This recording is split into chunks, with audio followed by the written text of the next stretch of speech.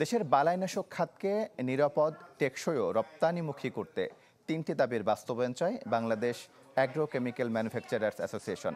শনিবার রাজধানীর একটি হোটেলে এক কর্মশালায় তারা এই দাবি করেন। এ সময় আমদানিমুখী বালাইনাশক খাতকে রপ্তানিমুখী করতে সরকারকে কার্যকর পদক্ষেপ নেওয়ার আহ্বান জানান বক্তারা।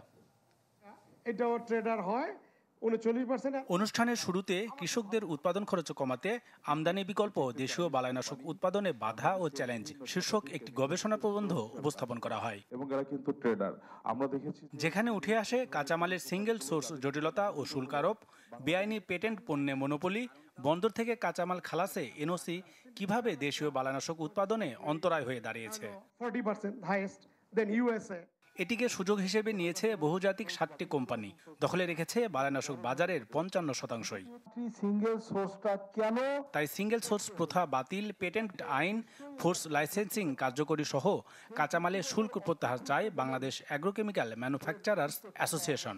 যারা তালিকাভুক্ত কোম্পানি আছে খামার বাড়িতে, যাদের প্রোডাক্ট বাংলাদেশে অলরেডি রেজিস্টার্ড, সেই কোম্পানির নাম ঢুকাতে হবে। কিন্তু আপনারা জানেন কাঁচামাল তো ব্র্যান্ডের রেজিস্ট্রেশন হয় না, ফলে কোনো কাঁচামাল উৎপাদনকারী কোম্পানির নাম বাংলাদেশের তালিকাভুক্ত নাই। ফলে ঘুরে ফিরে আপনার ওই একটা জায়গায় আবদ্ধ হয়েছে।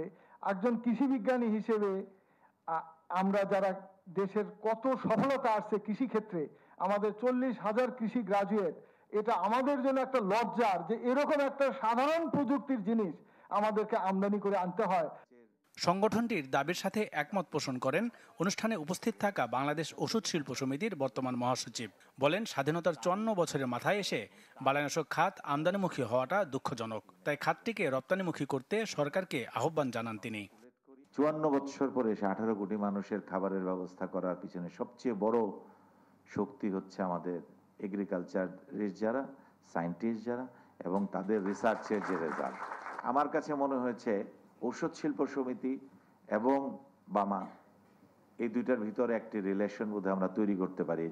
কৃষকদের কম মূল্যে বালাইনাশক দিতে আইনের মধ্যে থেকে কার্যকরী পদক্ষেপ নিতে চান অনুষ্ঠানের প্রধান অতিথি হিসেবে বক্তব্য রাখা বাণিজ্য মন্ত্রণালয়ের বিজনেস প্রমোশন কাউন্সিলের এই চেয়ারম্যান।